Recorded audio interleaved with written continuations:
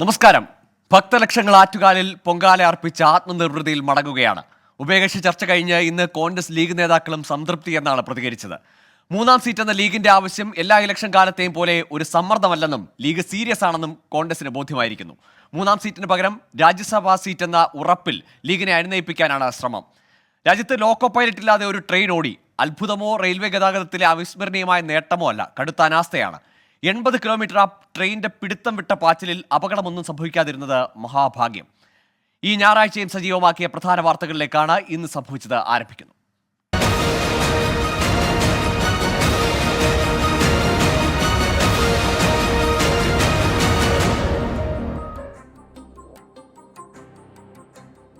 ആദ്യം തന്നെ ലോക്സഭാ സ്ഥാനാർത്ഥി നിർണയ ചർച്ചകളിലേക്കാണ്. UDFന്റെ സീറ്റ് ചർച്ച നീളുന്നു.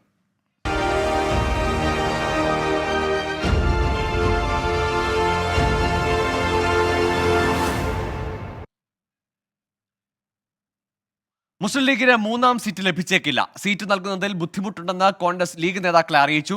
മൂന്നാം സീറ്റിന് പകരം രാജ്യസഭാ സീറ്റ് നൽകാമെന്ന നിർദ്ദേശമാണ് ഉഭയകക്ഷി ചർച്ചയിൽ കോൺഗ്രസ് മുന്നോട്ട് വെച്ചത്. ഇക്കാര്യം കോൺഗ്രസ് ദേശീയ നേതൃത്വത്തെ അറിയിക്കുമെന്ന് കെ സുധാകരൻ വ്യക്തമാക്കി. ചർച്ചയാണത്, ഒരു ഓഫറാണ്, ഒരു പ്രപ്പോസലാണ്. മൂന്നാം സീറ്റ് രാജ്യസഭ കൊടുക്കണ്ടെങ്കിൽ ഓൾ ഇന്ത്യ കമ്മിറ്റിയുടെ പെർമിഷൻ വേണ്ടേ? അവരെ പെർമിഷൻ വെച്ചിട്ടല്ലേ ചെയ്യാൻ പറ്റുള്ളൂ. അത് അങ്ങനെയാണ്, പറ്റുവാണെങ്കിൽ അത് പരിശോധിക്കും. നമ്മൾ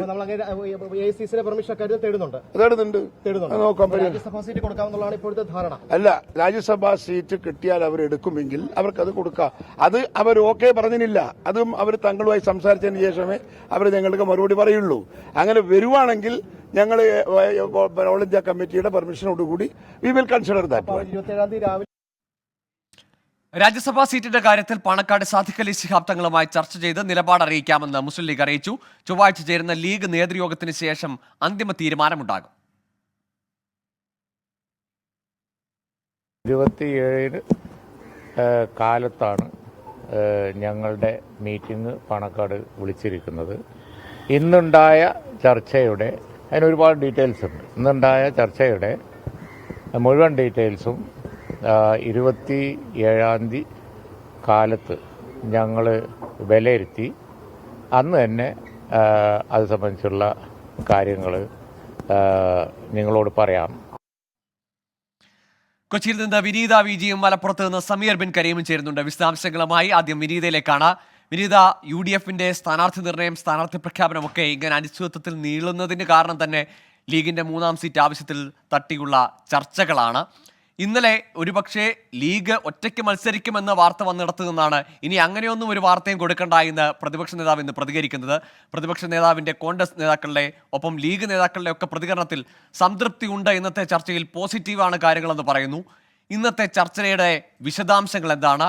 പൊതുവെ ഈ പ്രശ്നം പരിഹരിക്കാനാകുമെന്ന ആത്മവിശ്വാസം കോൺഗ്രസിനും ഒപ്പം ലീഗ് നേതൃത്വത്തിനുമുണ്ടോ?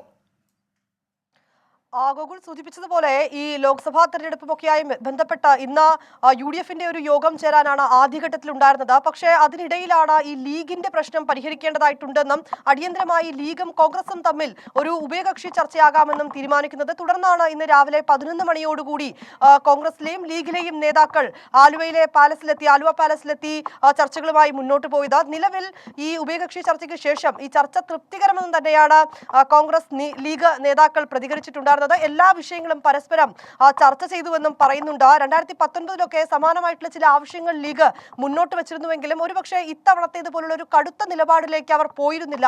ഇപ്രാവശ്യം തുടക്കം മുതൽ തന്നെ അവർ പറയുന്നുണ്ട്, മൂന്നാം സീറ്റ് എന്നത് ഞങ്ങൾക്ക് അർഹിക്കുന്നതാണ്, അത് ലഭിച്ചില്ലെങ്കിൽ ഒരുപക്ഷെ ഒറ്റയ്ക്ക് മത്സരിക്കുമെന്നൊക്കെ ഒരു ഭീഷണി സ്വരത്തിൽ തന്നെയാണ് ലീഗ് അക്കാര്യം മുന്നോട്ട് വെച്ചിരുന്നത്. പക്ഷേ അതിൽ നിന്നൊക്കെ മാറി ഒരു അനുനയത്തിലേക്ക് അല്ലെങ്കിൽ ഒരു സമവായത്തിലേക്ക് കാര്യങ്ങൾ നീങ്ങുന്നു എന്ന് തന്നെയാണ് ഇന്ന് നടത്തിയ ആ ചർച്ചയ്ക്ക് ശേഷം മനസ്സിലാക്കാൻ കഴിയുന്നത്. ഇന്നത്തെ ചർച്ചയിൽ കോൺഗ്രസ് അത്തരം ലീഗിന്റെ ആവശ്യങ്ങളൊക്കെ തന്നെ അംഗീകരിച്ചിട്ടുണ്ടെങ്കിലും നിലവിലെ സാഹചര്യത്തിൽ ഒരു സീറ്റ് നൽകുക ബുദ്ധിമുട്ടാണ് എന്ന കാര്യവും കോൺഗ്രസ് അറിയിച്ചിട്ടുണ്ട്. പകരം രാജ്യസഭാ സീറ്റ് നൽകാമെന്ന് ഉറപ്പ് നൽകുകയും ചെയ്തിരുന്നു. തുടക്കം മുതൽ ഇങ്ങനെ അനൗദ്യോഗികമായൊക്കെ തന്നെ ഇത്തരം കാര്യങ്ങൾ കോൺഗ്രസിനുള്ളിലെ നേതാക്കളൊക്കെ പറയുന്നുണ്ടെങ്കിൽ പോലും ഇക്കാര്യത്തിൽ ഒരു ഉറപ്പ് വേണം എന്നുള്ളത് കൂടി ഈ ലീഗിന്റെ ഒരു ആവശ്യമായിരുന്നു. ഇന്നത്തെ ചർച്ചയിൽ അത്തരം കാര്യങ്ങളെല്ലാം കൃത്യമായി തന്നെ നേതാക്കൾ അറിയിച്ചിട്ടുണ്ട്. അങ്ങനെ ഈ രാജ്യസഭാ സീറ്റ് നൽകാമെന്ന കാര്യം പറയുകയും ഉണ്ടായി. ഒപ്പം തന്നെ ഇക്കാര്യത്തിൽ തങ്ങളിവിടെ ഇല്ല, അദ്ദേഹം പുറത്താണുള്ളത്, വന്നാൽ ഉടൻ തന്നെ ഇക്കാര്യങ്ങളൊക്കെ ചർച്ച ചെയ്ത് 27-ന് ഒരു നിലപാട് അറിയിക്കുമെന്നാണ് തീരുമാനത്തിലേക്ക് എത്തിയിരിക്കുന്നത്. എന്താണെങ്കിലും ഒരു കടുത്ത തീരുമാനത്തിലേക്ക് രണ്ടു പക്ഷവും പോകാൻ സാധ്യതയില്ല. ഈ കോൺഗ്രസും ലീഗും സമവായത്തിലേക്ക് വീണ്ടും മുന്നോട്ട് പോകാൻ തന്നെയാണ് സാധ്യത. കാരണം ഈ നേതാക്കളൊക്കെ വളരെ സന്തോഷത്തോടു കൂടി തന്നെയാണ് അവർ പറയുന്നത്. ഞങ്ങൾ ഹാപ്പിയാണ്, എല്ലാ കാര്യങ്ങളും ചർച്ച ചെയ്തിട്ടുണ്ട്, ഒന്നിച്ച് ഞങ്ങൾ മുന്നോട്ട് പോകുമെന്നൊക്കെ തന്നെയാണ് പറയുന്നത്. ഇത്തവണയും ഇത്തരത്തിലേക്ക് കോൺഗ്രസിന്റെ ആവശ്യം ലീഗ് അംഗീകരിച്ചിട്ടുണ്ട്. അതുമായി മുന്നോട്ട് പോകുമെന്ന് തന്നെയാണ് അറിയാൻ കഴിയുന്നത്. ശരി വിനീത, സമീർ ബിൻ കരീം കൂടി ചേരുന്നുണ്ട് മലപ്പുറത്ത് നിന്ന്. സമീർ, കഴിഞ്ഞ ദിവസങ്ങളിലെ ലീഗ് നേതാക്കളുടെ പ്രതികരണം അത് കൃത്യമായിരുന്നു. ഇത് ഞങ്ങൾക്ക് അർഹതയുണ്ടെന്നുള്ള ഒരു സർട്ടിഫിക്കറ്റ് അല്ല വേണ്ടത്, മൂന്നാമതൊരു ലോക്സഭാ സീറ്റ് തന്നെയാണ് വേണ്ടത്, രാജ്യസഭാ സീറ്റിനെ കുറിച്ചല്ല ചർച്ച എന്ന് പോലും കൃത്യമായി പറയുന്നുണ്ടായിരുന്നു PMA സലാം. ഈ ഒരു ഘട്ടത്തിൽ ഇന്നത്തെ ചർച്ചയിലൂടെ ലീഗിനെ അനുനയിപ്പിക്കാനാകുമോ? മാത്രമല്ല ലീഗിലുള്ള പ്രത്യേകിച്ച് തങ്ങളുടെ കൂടി അനുമതിയോടുകൂടിയാണ് ഇന്നലെ ഒറ്റയ്ക്ക് മത്സരിക്കേണ്ടി വന്നാൽ മത്സരിക്കും എന്ന തരത്തിലുള്ള പ്രതികരണങ്ങൾ വന്നതെന്ന് പറയുന്നു. അങ്ങനെയെങ്കിൽ ഇപ്പോഴത്തെ കോൺഗ്രസിന്റെ നിർദ്ദേശങ്ങളിൽ ലീഗ് അനുനയത്തിന് തയ്യാറാകുമോ?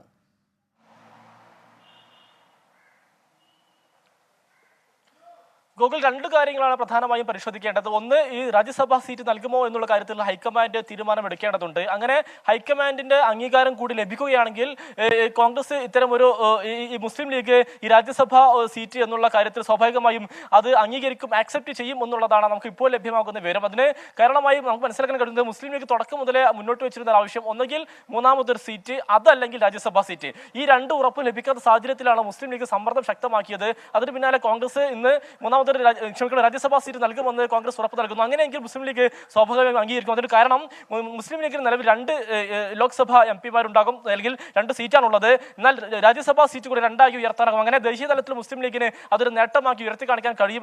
ഈ ഒരു പശ്ചാത്തലത്തിൽ മുസ്ലിം ലീഗ് സ്വാഭാവികമായും രാജ്യസഭാ സീറ്റ് എന്നുള്ള ഈ ഒരു ഫോർമുല അംഗീകരിക്കും എന്നുള്ളതാണ് നമുക്ക് മനസ്സിലാക്കാൻ കഴിയുന്നത്. അതിന് മുസ്ലിം ലീഗിന് ഇന്ന് തന്നെ നിലപാട് പറയാൻ പറ്റില്ല. കാരണം മുസ്ലിം ലീഗിന്റെ ഒരു സംഘടനാ ചട്ടമുണ്ട്, സംഘടനാ ഒരു രീതിയുണ്ട്. പാണക്കാട് സാദിഖലി തങ്ങളാണ്, അല്ലെങ്കിൽ പാണക്കാട് തങ്ങളാണ് അതുമായി ബന്ധപ്പെട്ട പ്രഖ്യാപനം നടത്തേണ്ടത്. അതുകൊണ്ട് തങ്ങൾ കൂടി വിദേശത്താണ്. തങ്ങൾ നാട്ടിലെത്തിയ ശേഷം 27-ാം തീയതി മലപ്പുറത്ത് യോഗം ചേരും. തുടർന്ന് വിശദമായി തന്നെ ഇക്കാര്യങ്ങൾ ചർച്ച ചെയ്യും. ഈ കാര്യം അംഗീകരിക്കണോ വേണ്ടയോ എന്ന് ആദ്യം ചർച്ച ചെയ്യും. അതിനുശേഷം അംഗീകരിക്കുകയാണെങ്കിൽ അണികളെ ഇത് എങ്ങനെയൊക്കെ പറഞ്ഞ് ബോധ്യപ്പെടുത്താനാകും എന്നുള്ള കാര്യം വിശദമായി ചർച്ച ചെയ്യും. അതോടൊപ്പം തന്നെ കോൺഗ്രസിന്റെ ഈ ഒരു വാക്കാലുള്ള ഉറപ്പ് മതിയോ, അതല്ല ഒരു താൽക്കാലികമായി മുസ്ലിം ലീഗിനെ അനുനയിപ്പിക്കുക എന്നുള്ള തന്ത്രത്തിന്റെ ഭാഗമായി ഉള്ള ഉറപ്പാണോ ഇത് എന്നുള്ള കാര്യം മുസ്ലിം ലീഗ് വളരെ വിശദമായി തന്നെ പരിശോധിക്കും. തുടർന്ന് രാജ്യസഭാ സീറ്റിന്റെ കാര്യത്തിൽ എല്ലാ തരത്തിലുമുള്ള ഉറപ്പ് ലഭിച്ചെങ്കിൽ മാത്രമേ മുസ്ലിം ലീഗ് ഈ ഒരു ഫോർമുല അംഗീകരിക്കുകയുള്ളൂ എന്നുള്ളതാണ് നമുക്ക് മനസ്സിലാക്കാൻ കഴിയുന്നത്. ഇനി പ്രധാനപ്പെട്ടതായിട്ടുള്ള ഒരു കാര്യം, മുസ്ലിം ലീഗ് അംഗീകരിക്കാനുള്ള ഒരു കാരണം, മറ്റൊരു കാരണം എന്ന് പറയുന്നത് മുസ്ലിം ലീഗിന് മൂന്നാമതൊരു സീറ്റ് ലഭിക്കുകയാണെങ്കിൽ സ്വാഭാവികമായും മുസ്ലിം ലീഗിന് അത് താല്പര്യമുള്ളത് മലബാറിലാണ്. കാരണം മലബാറിൽ മാത്രമേ അല്ലെങ്കിൽ മലബാറിലാണ് മുസ്ലിം ലീഗിന് ശക്തമായ വേരോട്ടമുള്ളത്. മലബാറിൽ ലഭിച്ചെങ്കിൽ മാത്രമേ മുസ്ലിം ലീഗിന് ആ മൂന്നാം സീറ്റിൽ ഒരു വിജയം ഉറപ്പിക്കാനാകൂ എന്നുള്ള വിലയിരുത്തലുണ്ട്. അങ്ങനെയെങ്കിൽ മലബാറിലുള്ള എല്ലാ സീറ്റുകളിലും നിലവിൽ കോൺഗ്രസിന്റെ സിറ്റിംഗ് സീറ്റാണ്. അത് കോൺഗ്രസിന് നൽകാൻ കഴിയില്ല എന്ന് കൂടി അറിയിച്ച പശ്ചാത്തലത്തിലാണ് രാജ്യസഭാ സീറ്റ് എന്നുള്ള ഒരു ഫോർമുല ലീഗ് അംഗീകരിക്കാൻ തയ്യാറാകുന്നത് എന്നുള്ള പ്രധാനപ്പെട്ട കാര്യം. ഇനി മറ്റൊരു കാര്യം, ഈ രാജ്യസഭാ സീറ്റ് നൽകുന്ന കാര്യത്തിന് കോൺഗ്രസ് ഹൈക്കമാൻഡ് പച്ചക്കൊടി നൽകിയില്ലെങ്കിൽ അത് വലിയ പ്രതിഷേധത്തിന് കാരണമാകും. കാരണം ഈ രാജ്യസഭ എന്നുള്ള ഒരു സീറ്റിന്റെ പുറത്ത് ഉറപ്പിച്ച് അല്ലെങ്കിൽ ഒരു ധാരണയായതിനു ശേഷം അത് നൽകില്ല എന്ന് പറയുകയാണെങ്കിൽ അത് വലിയ പ്രശ്നങ്ങൾക്കിടയാകും. മുസ്ലിം ലീഗ് ഇടയും ഒരുപക്ഷെ അത് വലിയ പ്രതിസന്ധിയിലേക്കും കാരണമാകും. ഇനി അഥവാ രാജ്യസഭാ സീറ്റ് നൽകുമെന്നുള്ള കാര്യത്തിൽ ഉറപ്പ് ലഭിക്കുകയാണെങ്കിൽ ഒരുപക്ഷെ സംസ്ഥാന കോൺഗ്രസിൽ ഒരു ഭിന്നതയ്ക്ക് കാരണമുണ്ട്. കാരണം നേരത്തെ കേരള കോൺഗ്രസിന് ഒരു സീറ്റ് നൽകുന്ന സമയത്ത് കോൺഗ്രസിലെ തന്നെ മുതിർന്ന നേതാക്കളെ പരിഗണിക്കാവുന്ന നേതാക്കൾക്ക് സീറ്റ് നൽകാതെ ഇത്തരം ഒരു സീറ്റ് കേരള കോൺഗ്രസ് നൽകുമ്പോൾ അത് പ്രതിഷേധത്തിനിടയാക്കിയിരുന്നു. അത്തരം ഒരു പ്രതിഷേധം ഉണ്ടാകുമോ എന്നും നമുക്ക് കാത്തിരുന്ന് കാണേണ്ടതുണ്ട്. അതോടൊപ്പം തന്നെ നിലവിൽ കേരളത്തിൽ നിന്ന് ജബി മേത്തർ മാത്രമാണ് കോൺഗ്രസ് ഒരു രാജ്യസഭാ MP ആയി തുടരുന്നത്. കേരളത്തിൽ നിന്ന് കോൺഗ്രസിന് ഒരു രാജ്യസഭാ MP യും മുസ്ലിം ലീഗിന് 2 എന്നുള്ളതും പിന്നീട് അത് മുസ്ലിം ലീഗിന്റെ അല്ലെങ്കിൽ കൂടുതൽ സീറ്റ് മറ്റുള്ള തെരഞ്ഞെടുപ്പുകളിൽ ആവശ്യപ്പെടേണ്ട ഒരു കാരണമായി ചൂണ്ടിക്കാണിക്കപ്പെടും എന്നുള്ള ഒരു വിലയിരുത്തൽ കോൺഗ്രസിനുണ്ട്. അങ്ങനെ പലവിധ പ്രശ്നങ്ങളും ഒപ്പം തന്നെ ഇക്കാര്യങ്ങൾ നിലനിൽക്കുന്നുണ്ട്. അതുകൊണ്ട് തന്നെ 27-ാം തീയതിയിലെ മുസ്ലിം ലീഗിന്റെ തീരുമാനം എന്നുള്ളതും ഏറെ നിർണായകമാണ്. അതോടൊപ്പം തന്നെ രാജ്യസഭാ സീറ്റിന് ഹൈക്കമാൻഡ് അനുമതി നൽകുമോ എന്നുള്ള കാര്യവും ഏറെ നിർണായകമാണ്. ഗോകുൽ.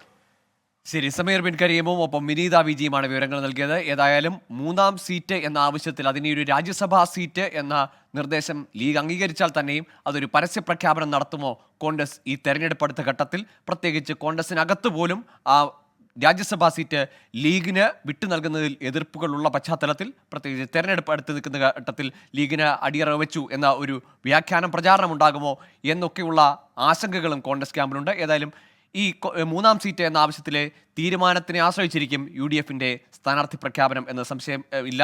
ഏതായാലും ചൊവ്വാഴ്ചത്തെ ലീഗിന്റെ നിർണായകമായ തീരുമാനമാണ് UDFന്റെ സ്ഥാനാർത്ഥി നിർണയത്തെയും പ്രഖ്യാപനത്തെയും ഒക്കെ നിശ്ചയിക്കാൻ പോകുന്നത്. മൂന്നാം സീറ്റുമായി ബന്ധപ്പെട്ട് ലീഗിനെ കോൺഗ്രസ് വട്ടം കറക്കുന്നുവെന്ന് LDF കൺവീനർ EP ജയരാജൻ. ലീഗിന് 3-ൽ കൂടുതൽ സീറ്റിനുള്ള അവകാശമുണ്ടെന്നും EP ജയരാജൻ പറഞ്ഞു. ജനപ്രീതി നേടിയ സ്ഥാനാർത്ഥികളെ നിർത്തി 20 സീറ്റും ഇടതുമുന്നണി നേടുമെന്നും LDF കൺവീനർ കൂട്ടിച്ചേർത്തു. ലീഗിനെ കോൺഗ്രസ് ഇങ്ങനെ വട്ടം കറക്കിക്കൊണ്ടിരിക്കുകയാണ്. യഥാർത്ഥത്തിൽ 3 സീറ്റിനല്ല, ഇന്നത്തെ നില വെച്ച് നോക്കിയാൽ അതിൽ കൂടുതൽ സീറ്റിന് മുസ്ലിം ലീഗിന് അവകാശമുണ്ട്, അതിൻ്റെ സ്വാധീനമുണ്ട്. പക്ഷേ കോൺഗ്രസ് അവരെ ഭയപ്പെടുത്തിക്കൊണ്ടിരിക്കുകയാണ്. കോൺഗ്രസിൽ നിന്ന് അവർക്ക് മുസ്ലിം ലീഗിന് അർഹതപ്പെട്ട കാര്യങ്ങൾ നേടിയെടുക്കാൻ മുസ്ലിം ലീഗിന് കഴിയാതെ വന്നിരിക്കുകയാണ്. തീർച്ചയായും അതെല്ലാം മുസ്ലിം ലീഗിൻ്റെ പിന്നിൽ അണിനിരന്ന ബഹുജനങ്ങൾ അതിൻ്റെ പിന്നിലുള്ളവർ മനസ്സിലാക്കുമെന്നാണ് ഞാൻ കണക്കാക്കുന്നത്. ഏതായാലും ലീഗ് കോൺഗ്രസ് ചർച്ചകൾ സീറ്റ് തർക്കമൊക്കെ നിൽക്കുമ്പോൾ LDF നേതാക്കളും CPM നേതാക്കളും ലീഗിന് ചൂണ്ടയിടുന്ന പ്രതികരണങ്ങൾ കഴിഞ്ഞ കുറേ ദിവസങ്ങളായി തുടരുകയാണ്. അതിന്നും തുടർന്നു പോകുന്നു എന്നതും ശ്രദ്ധേയമാണ്. ഇനി പൊങ്കാല വിശേഷങ്ങളിലേക്കാണ്. പൊങ്കാലയിട്ട് ഭക്തലക്ഷങ്ങൾ. ജയ ജയ ഭഗവതി ബല്ലങ്കുടേലിൽ വാഴും ഭഗവതി ശുഭവരദേ ഭവഭയനാശിനി തുണയരുളേണം പാടാന്തര ശ്രീ ഭഗവതിയേ. ജയ ഭഗവതി ജയ ജനി മൃതി ദുഃഖ വിനാശിനി ഹേ മൃദുഭാവമയീ. ജയ ജയ നിർമ്മല രൂപിണി വരഗുണശാലിനി അഖിലാണ്ടേശ്വരി.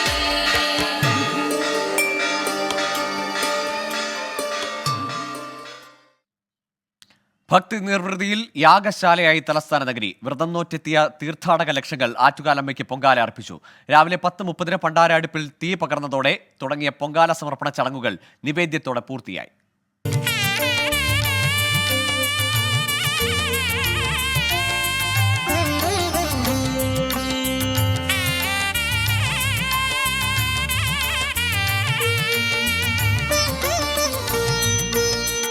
കാത്തിരിപ്പിന്റെയും വ്രതനിഷ്ഠയുടെയും സാഫല്യമായാണ് പുണ്യദിനത്തിൽ ആറ്റുകാലമ്മയ്ക്ക് ഭക്തലക്ഷങ്ങൾ പൊങ്കാല അർപ്പിച്ചത്.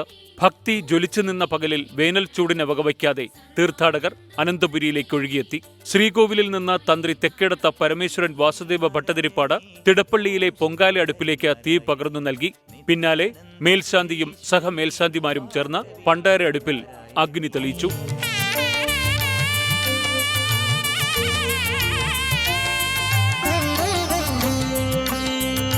പണ്ടാരയടുപ്പിൽ തീ പകർന്നതോടെ നാടെങ്ങുമുള്ള ഭക്തലക്ഷങ്ങൾ പൊങ്കാല ആരംഭിച്ചു. പിന്നെ പൊങ്കാലക്കലങ്ങൾ തിളച്ചുമറിയുന്നതിനുള്ള കാത്തിരിപ്പ്. ഉച്ചയ്ക്ക് 2:30 പൊങ്കാല നിവേദ്യം. വ്യോമസേനാ വിമാനത്തിൽ പുഷ്പവൃഷ്ടി.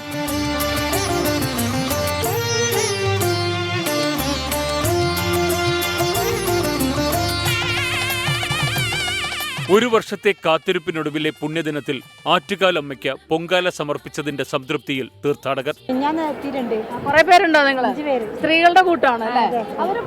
എല്ലാരും നമ്മളെ പോലെ അല്ലേ?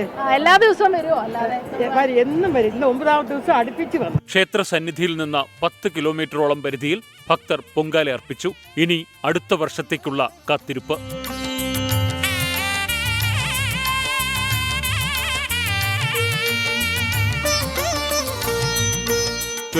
തിരുവനന്തപുരം. മൃതസാഫല്യത്തിന്റെ പുണ്യവുമായി മടങ്ങുവാനുള്ള തയ്യാറെടുപ്പുകൾ അല്ലെങ്കിൽ മടക്കയാത്രയുടെ തിരക്കിലാണ് തലസ്ഥാന നഗരം. കടുത്ത ചൂടിനെ പോലും അവഗണിച്ച് പൊങ്കാല സമർപ്പണം നടത്തിയ സംതൃപ്തിയിലാണ് തീർത്ഥാടകർ മടങ്ങിയത്. ഭക്തർക്ക് നാട്ടിലേക്ക് മടങ്ങാൻ KSRTC അധിക സർവീസുകൾ നടത്തുന്നുണ്ട്. നഗരം വൃത്തിയാക്കുന്നതിനുള്ള നടപടികളും തുടരുകയാണ്.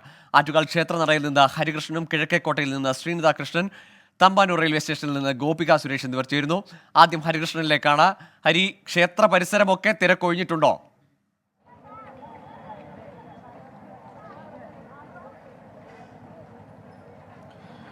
ഗോകുൽ, ഏകദേശം ഈ ഭക്തർ പൊങ്കാല അർപ്പിച്ചതിന് ശേഷം തിരിച്ച് വീട്ടിലേക്ക് മടങ്ങി പോകുന്നതിനുള്ള കാഴ്ചകളാണ് ഇപ്പോൾ കാണുന്നത്. ഈ ക്ഷേത്ര പരിസരത്തിന് സമീപത്താണ് ഞാനിപ്പോൾ നിൽക്കുന്നത്. നമുക്ക് കാണാൻ കഴിയും ഈ ഭക്തർ ഈ പൊങ്കാല അർപ്പിച്ചതിന് ശേഷം തിരിച്ച് വീടുകളിലേക്ക് മടങ്ങി പോവുകയാണ്.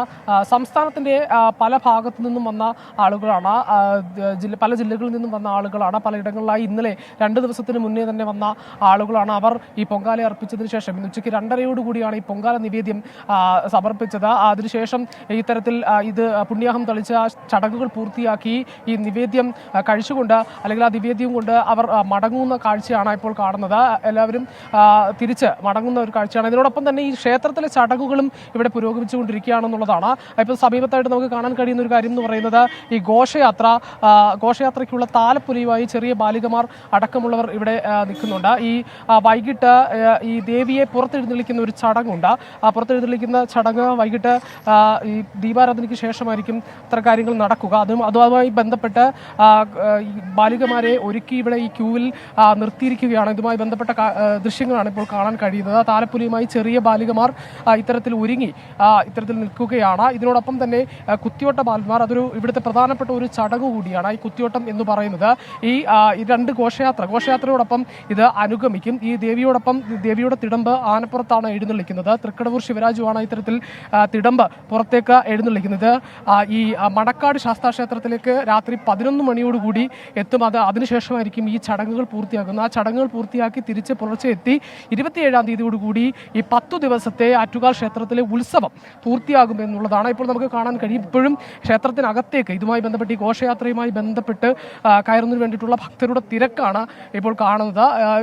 ഈ ദൂരെ സ്ഥലത്തു നിന്ന് വന്നവർ ഈ പൊങ്കാലയുമായി ബന്ധപ്പെട്ട് പൊങ്കാലയ്ക്ക് ശേഷം പൊങ്കാല നിവേദ്യം സമർപ്പിച്ചതിന് ശേഷം തിരിച്ച് മടങ്ങിപ്പോകുന്ന കാഴ്ചകൾ. ഇതുമായി ബന്ധപ്പെട്ട് ഈ റെയിൽവേ ട്രെയിനുകൾ, സ്പെഷ്യൽ ട്രെയിനുകളും KSRTC സ്പെഷ്യൽ ബസ്സുകളുമൊക്കെ അധികൃതർ ഒരുക്കിയിട്ടുണ്ട്. ഇതിനോടൊപ്പം തന്നെ പറയേണ്ട മറ്റൊരു കാര്യം എന്ന് പറയുന്നത് ഈ ക്ഷേത്ര പരിസരമാകെ ഇത്തരത്തിൽ പൊങ്കാലയുമായി ബന്ധപ്പെട്ട് നിരവധി പൊങ്കാലയുടെ സാധനങ്ങളുമായി ബന്ധപ്പെട്ട മാലിന്യങ്ങൾ ഉണ്ടായിരുന്നു. അതെല്ലാം നീക്കുന്ന പ്രവൃത്തി കൂടി ഇവിടെ നടക്കുന്നുണ്ട്. ഈ പൊങ്കാല നിവേദ്യം സമർപ്പിച്ചതിന് തൊട്ടു പിറകെ തന്നെ അതുമായി ബന്ധപ്പെട്ട കാര്യങ്ങൾ ഈ കോർപ്പറേഷൻ അധികൃതർ അതുമായി ബന്ധപ്പെട്ട കാര്യങ്ങൾ നീക്കിയിട്ടുണ്ട് എന്നുള്ളതാണ്. മേയർ ആര്യ രാജേന്ദ്രൻ കുറച്ച് അല്പസമയത്തിന് മുമ്പ് ഇവിടെ വന്ന് ഈ ശുചീകരണ പ്രവർത്തനങ്ങൾക്ക് നേതൃത്വം നൽകുകയും ചെയ്തു. അതിനുശേഷം ഈ ഹരിതകർമ്മ സേന ഉൾപ്പെടെയുള്ള കോർപ്പറേഷനിലെ ആളുകൾ ഇത്തരത്തിൽ ക്ഷേത്ര പരിസരം വൃത്തിയാക്കുന്ന ഒരു കാഴ്ച കൂടി കാണുന്നുണ്ട്. ഏകദേശം രാത്രിയോടുകൂടി ഈ ക്ഷേത്ര പരിസരവും തിരുവനന്തപുരം നഗരത്തിന്റെ പലയിടങ്ങളും ഈ രീതിയിൽ പഴയപടിയാകുന്ന ഒരു രീതിയുണ്ട്. അതോടൊപ്പം ഏതായാലും ഇത്തരത്തിൽ ഈ ഭക്തർ വിശ്വാസികൾ തിരിച്ച് പൊങ്കാല നിവേദ്യം സമർപ്പിച്ചതിന് ശേഷം തിരിച്ച് മടങ്ങി പോകുന്ന കാഴ്ചകൾ കൂടിയാണ് ക്ഷേത്ര പരിസരത്ത് നിന്ന്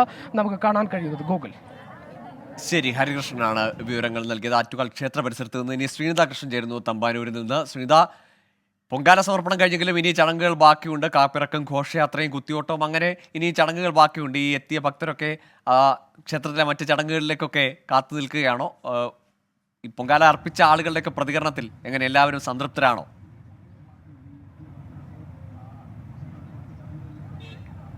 ഗോകുൽ, ഞാനിപ്പോൾ ഉള്ളത് അട്ടക്കുളങ്ങര ഭാഗത്താണ്. ഇവിടെ എല്ലാവരും ആത്മസംതൃപ്തിയോടെ മടങ്ങുകയാണ്. ആറ്റുകാലമ്മ തങ്ങളുടെ നിവേദ്യം സ്വീകരിച്ചു എന്നുള്ള ഒരു സന്തോഷത്താൽ എല്ലാവരും മടങ്ങുകയാണ്. 1 വർഷം നീണ്ട കാത്തിരിപ്പിനൊടുവിലാണ് അവർ ഇന്ന് പൊങ്കാലയിട്ട് മടങ്ങിയിരിക്കുന്നത്. നമുക്ക് ദൃശ്യങ്ങളിൽ കാണാൻ സാധിക്കും. ഇനിയിപ്പോൾ ഇവിടെ കുറച്ച് ചുടുകട്ടകൾ ബാക്കിയുണ്ട്. അത് എത്രയും പെട്ടെന്ന് തന്നെ കോർപ്പറേഷൻകാർ എടുത്തുകൊണ്ട് പോകും. അതുപോലെ തന്നെ നഗരം വൃത്തിയാക്കുന്ന തിരക്കിലാണ് നഗരസഭ അധികൃതരൊക്കെ തന്നെ. അത് ഏകദേശം ഒരു 9 മണിയോടുകൂടി വൃത്തിയാക്കലൊക്കെ പൂർത്തിയാകുമെന്നാണ് മനസ്സിലാക്കാൻ സാധിക്കുന്നത്. റോഡിലേക്ക് നോക്കുകയാണെങ്കിൽ നല്ല ബ്ലോക്ക് ഉണ്ട്.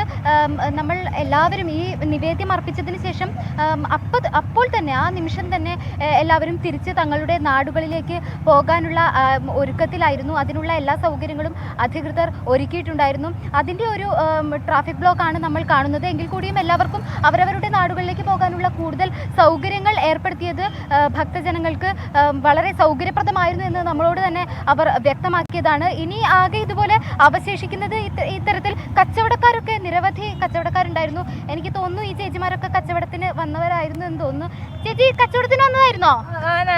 എവിടെന്നാ വന്നത്? നേമം. ഇത് എന്താ കച്ചവടം നടത്തിയിരുന്നത്? എന്തായിരുന്നു? കടല, നെല്ലിക്ക, മാങ്ങ, പൊരി. നല്ല കച്ചവടമൊക്കെ കിട്ടിയായിരുന്നു? എല്ലാവരും നല്ലോണം സഹകരിച്ചു?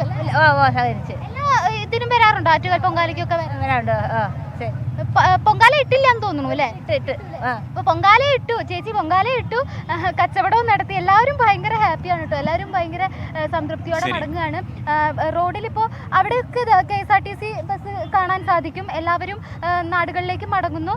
കുറച്ച് ഗതാഗത കുരുക്കുണ്ട് എങ്കിൽ പോലും പെട്ടെന്ന് തന്നെ ഇതെല്ലാം സോൾവ് ആവുമെന്നാണ് നമ്മൾ പ്രതീക്ഷിക്കുന്നത്. എല്ലാവരും സംതൃപ്തിയോടെ മടങ്ങുകയാണ്. ഗോകുൽ. ശരി, ഏതായാലും ഭക്തലക്ഷങ്ങൾക്ക് സംതൃപ്തി, സന്തോഷം എന്നതാണ് ശ്രീനിധയും പങ്കുവെക്കുന്നത്. ഇനി ഗോപിക സുരേഷിലേക്കാണ്. തമ്പാനൂർ റെയിൽവേ സ്റ്റേഷനിൽ നിന്നാണ് ഗോപിക ചേരുന്നത്. ഗോപിക, ട്രെയിനുകൾക്ക് കൂടുതൽ സ്റ്റോപ്പുകളുണ്ട്, പ്രത്യേക ബസ് സർവീസുകൾ 500 KSRTC ബസ്സുകൾ തന്നെ ഈ മടക്കയാത്രയ്ക്ക് വേണ്ടി സജ്ജമാക്കിയിട്ടുണ്ടായിരുന്നു. എങ്ങനെയാണ് റെയിൽവേ സ്റ്റേഷനിലെയും ആ തമ്പാനൂർ പരിസരത്തെയൊക്കെ തിരക്ക് കുറയുന്നുണ്ടോ, അതോ ആളുകൾ അങ്ങോട്ടേക്ക് എത്തിക്കൊണ്ടിരിക്കുന്നതേ ഉള്ളൂ?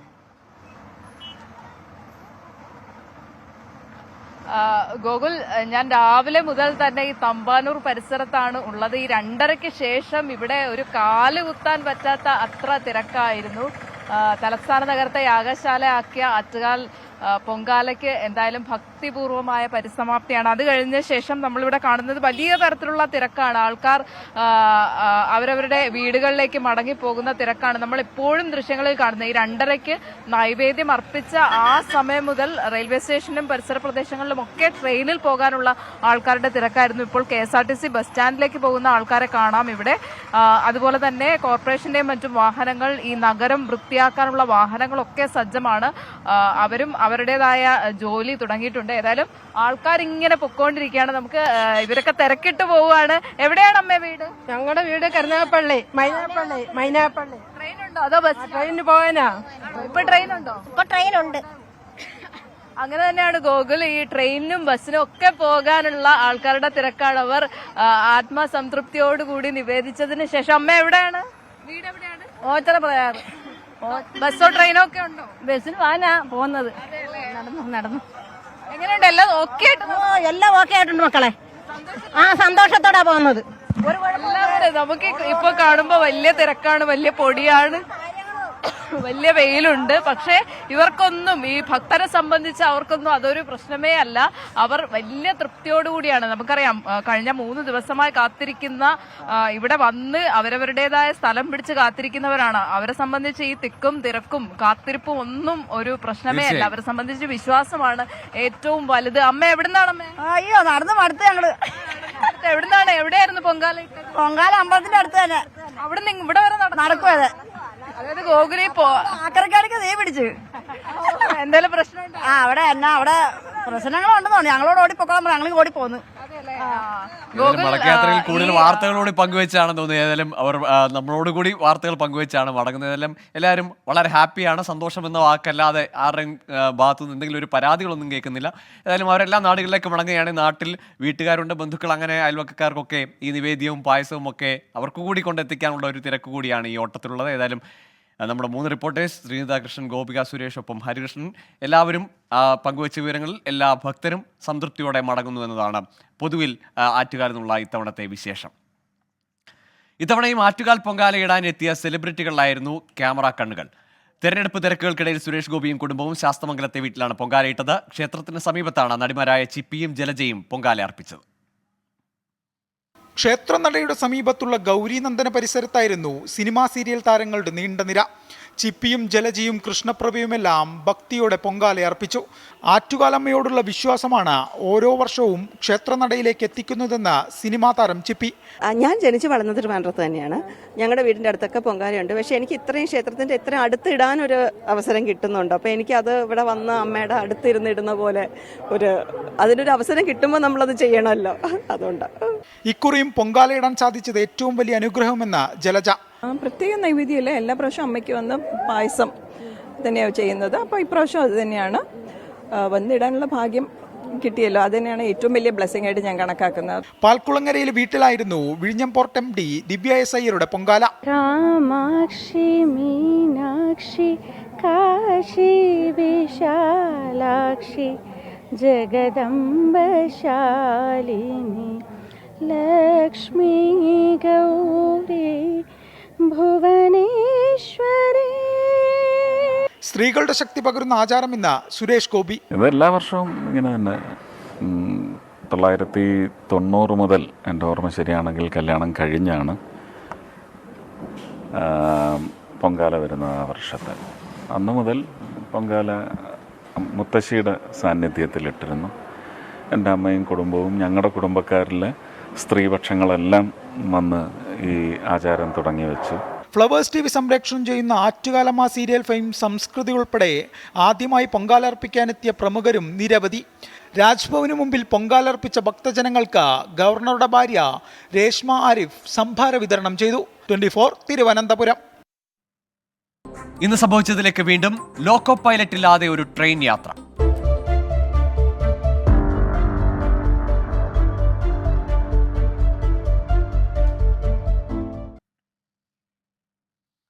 ജമ്മുകശ്മീരിലെ കത്വയിൽ നിന്ന് ലോക്കോ പൈലറ്റ് ഇല്ലാതെ ചരക്ക് ട്രെയിൻ കിലോമീറ്ററുകളോളം സഞ്ചരിച്ചു. കത്വ സ്റ്റേഷനിൽ നിന്ന് പഞ്ചാബിലെ ഉച്ചി ബസി വരെയാണ് 53 ബോഗികളുള്ള ചരക്ക് ട്രെയിൻ ഓടിയത്.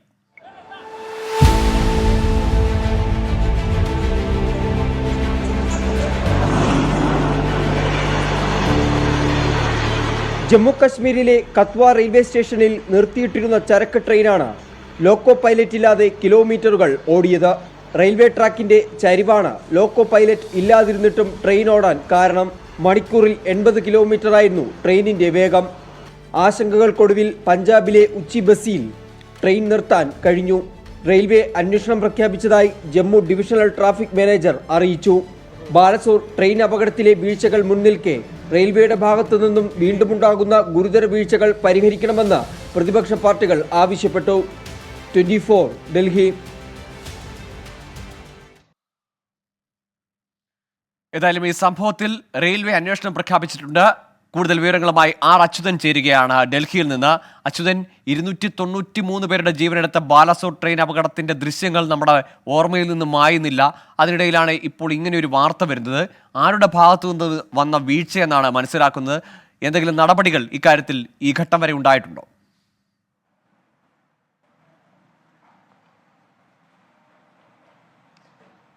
ഗോകുൽ, ഇതുവരെയും അത്തരം നടപടികളൊന്നും തന്നെ റെയിൽവേയുടെ ഭാഗത്തു നിന്നുണ്ടായിട്ടില്ല. ഈ സംഭവത്തിൽ ഒരു അന്വേഷണം എന്തായാലും റെയിൽവേ പ്രഖ്യാപിച്ചിട്ടുണ്ട്. കാരണം വളരെ ഗുരുതരമായിട്ടുള്ള ഒരു സംഭവമാണ് ഉണ്ടായിരിക്കുന്നത്. ഈ ജമ്മുവിലെ കത്വയിൽ നിർത്തിയിട്ട ഈ ചരക്ക് ട്രെയിനാണ് കിലോമീറ്ററുകൾ നീങ്ങി പഞ്ചാബിലെ ഉച്ചി ബസി വരെ എത്തിയത്. ഈ ഉച്ചി ബസിയിൽ എത്തുമ്പോൾ ഈ തടിക്കഷ്ണങ്ങൾ ഇട്ടുകൊണ്ടായിരുന്നു ട്രാക്കിൽ ഈ തടിക്കഷ്ണങ്ങൾ കുറുകെ ഇട്ടുകൊണ്ടായിരുന്നു ട്രെയിൻ നിർത്തുവാൻ കഴിഞ്ഞത്. 80 കിലോമീറ്റർ വേഗത്തിൽ ഈ ട്രെയിൻ സഞ്ചരിച്ചു. ഈ ലോക്കോ പൈലറ്റ് ഇല്ലാതെയാണ് ഇത്രയും ദൂരം ഈ ട്രെയിൻ സഞ്ചരിച്ചത്. അതുകൊണ്ട് തന്നെ വളരെ ഗൗരവകരമായിട്ടുള്ള ഒരു സംഭവമാണ് ഉണ്ടായിരിക്കുന്നത്. എന്തായാലും ആരുടെ അനാസ്ഥയാണ് ഇതിന് പിന്നിലെന്നുള്ളത് ഉൾപ്പെടെ പരിശോധിച്ചുകൊണ്ടാണ് ഇപ്പോൾ അന്വേഷണം പ്രഖ്യാപിച്ചിരിക്കുന്നത്. പക്ഷേ എൻ്റെ മറ്റ് തുടർ നടപടികളൊന്നും തന്നെ ഉണ്ടായിട്ടില്ല. വലിയ വിമർശനവും ഉയരുന്നുണ്ട്. കാരണം ഈ ഗോകുൽ ചൂണ്ടിക്കാട്ടിയതുപോലെ തന്നെ ബാലസോർ അപകടം അത് നമ്മുടെ കൺമുന്നിൽ നിൽക്കുന്നുണ്ട്. അതുമായി ബന്ധപ്പെട്ട ഇത്തരം വീണ്ടും വീഴ്ചകൾ റെയിൽവേയുടെ ഭാഗത്തു നിന്നുണ്ടാകുന്നത് അത് പരിഹരിക്കണമെന്നുള്ള ഒരു ആവശ്യം കൂടി പ്രതിപക്ഷത്തിന്റെ ഭാഗത്തുനിന്ന് ഉണ്ടാകുന്നുണ്ട്. എന്തായാലും സംഭവം വളരെ ഗൗരവകരമായ ഒന്നുകൂടിയാണ് ഗോകുൽ. തീർച്ചയായിട്ടും നമ്മുടെ മുന്നിൽ ഇപ്പോഴും ചിന്നിച്ചിതറിയ ശരീരങ്ങൾ, ബോഗികളുടെ ദൃശ്യങ്ങളൊക്കെ ബാലസോറിലേത് ഓർമ്മയുണ്ട്. എത്രയോ പേരുടെ മൃതദേഹങ്ങൾ തിരിച്ചറിയാനാവാതെ ആശുപത്രികൾ എത്രയോ ദിവസങ്ങൾ മോർച്ചറിയിൽ സൂക്ഷിക്കേണ്ടി വന്നിരുന്നു. അങ്ങനെ വലിയൊരു ദുരന്തത്തിന് ശേഷമാണ് ഇത്തരത്തിൽ വീണ്ടും റെയിൽവേയുടെ ഭാഗത്തു നിന്നുള്ള വീഴ്ചകൾ ഉണ്ടാകുന്നത്. ഏതായാലും മഹാഭാഗ്യമായി അവിടെ ആർക്കും അപകടമൊന്നും സംഭവിച്ചില്ലെങ്കിലും വീഴ്ച ഗുരുതരമാണ്. പരിശോധിക്കുകയും നടപടി ആവശ്യപ്പെടുകയും ചെയ്യുന്നുണ്ട് നമ്മുടെ റെയിൽവേ സംവിധാനത്തോട്. ഭാരത് ജോഡോ ന്യായ് യാത്രയുടെ ഉത്തർപ്രദേശ് പര്യടനത്തിൽ സമാജ്വാദി പാർട്ടി അധ്യക്ഷൻ അഖിലേഷ് യാദവ് പങ്കെടുക്കുന്നു. ആഗ്രയിൽ യാത്രയെത്തിയപ്പോഴാണ് അഖിലേഷ് ഭാഗമായത്. ജനാധിപത്യത്തെയും ഭരണഘടനയും സംരക്ഷിക്കുക എന്നതാണ് നിലവിലെ വെല്ലുവിളിയെന്ന് അഖിലേഷ് യാദവ്. BJPയെ മാറ്റൂ, രാജ്യത്തെ രക്ഷിക്കൂ എന്നും അഖിലേഷ് പറഞ്ഞു. ആർ അച്യുതൻ തുടരുന്നുണ്ട്. അച്യുതൻ, അങ്ങനെ സീറ്റ് വിഭജനത്തിനുണ്ടായിരുന്ന അനിശ്ചിതത്വങ്ങളൊക്കെ പൂർത്തിയാക്കി SP കോൺഗ്രസ് സീറ്റ് വിഭജനം കഴിഞ്ഞതിൻ്റെ ഒരു ആത്മവിശ്വാസം, അല്ലെങ്കിൽ ആ ഒരു ഇഴയെടുപ്പത്തോടുകൂടി ഇന്ത്യ സഖ്യത്തിലെ പ്രധാനപ്പെട്ട 2 കക്ഷികൾ UPയിൽ ഒരുമിച്ചുള്ള ഒരു പോരാട്ടത്തിൻ്റെ ഉറച്ച മുദ്രാവാക്യങ്ങൾ മുഴക്കുന്നു. ഇന്ത്യ സഖ്യത്തെ സംബന്ധിച്ചിടത്തോടു കൂടി ഈ അഖിലേഷ് യാദവിൻ്റെ സാന്നിധ്യം ഒരു ആത്മവിശ്വാസമല്ലേ?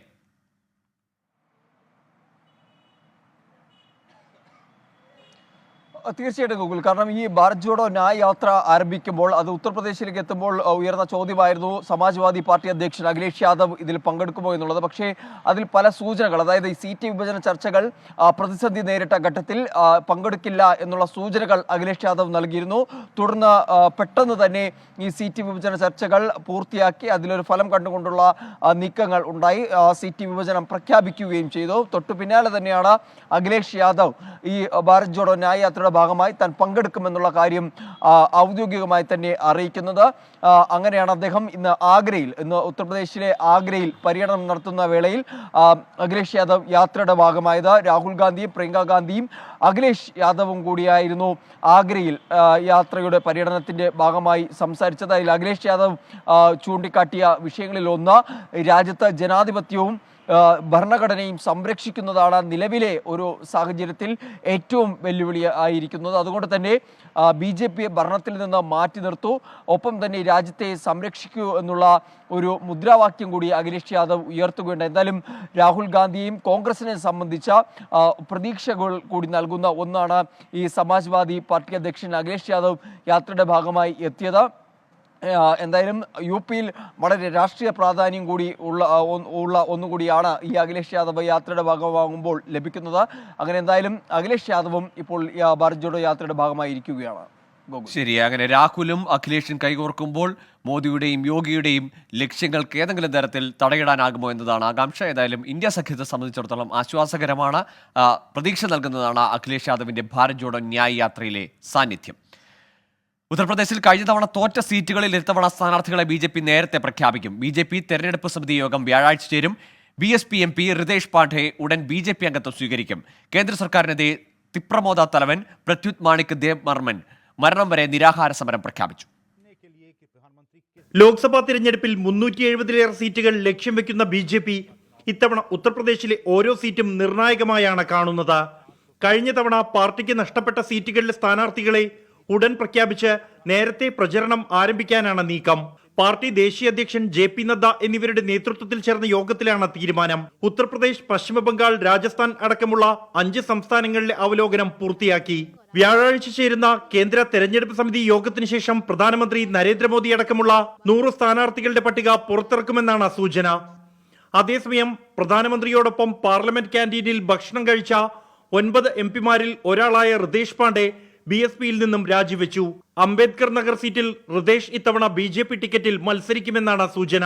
അതിനിടെ കേന്ദ്ര സർക്കാരിനെതിരെ സമരപ്രഖ്യാപനവുമായി തിപ്രമോദ രംഗത്തെത്തി. ത്രിപുരയിലെ ഗോത്രവിഭാഗത്തിന്റെ പ്രശ്നങ്ങൾക്ക് പരിഹാരം കണ്ടില്ലെങ്കിൽ മരണം വരെ നിരാഹാര സമരം നടത്തുമെന്നാണ് മുന്നറിയിപ്പ്. 24 ഡൽഹി. പ്രമുഖ തിരക്കഥാകൃത്തും സംവിധായകനുമായ കുമാർ സാഹ്നി അന്തരിച്ചു. 83 വയസ്സായിരുന്നു. 6 പതിറ്റാണ്ട് നീണ്ട ചലച്ചിത്ര ജീവിതത്തിൽ കലാമൂല്യമുള്ള സമാന്തര സിനിമകൾക്കായാണ് കുമാർ സാഹ്നി ജീവിതം ഒഴിഞ്ഞുവെച്ചത്. കലാമൂല്യമുള്ള സമാന്തര സിനിമകൾക്കൊപ്പമായിരുന്നു എക്കാലത്തും കുമാർ സാഹ്നിയുടെ യാത്ര. പൂനെ ഫിലിം ഇൻസ്റ്റിറ്റ്യൂട്ടിലെ പഠനത്തിനു ശേഷം സംവിധായകൻ ഋത്തിക് ഘട്ടക്കിന്റെ ശിഷ്യനായി മാറിയ കുമാറിന്റെ ചിത്രങ്ങളിലെല്ലാം തന്നെ ഋത്തിക് ശൈലിയുടെ സ്വാധീനമുണ്ടായിരുന്നു. 1972 പുറത്തിറങ്ങിയ മായാദർപ്പണയാണ് ആദ്യ ചിത്രം. തരംഗ്, കസ്ബ, ഖയാൽ ഗാഥ തുടങ്ങിയ ചിത്രങ്ങൾ ഏറെ ശ്രദ്ധിക്കപ്പെട്ടു.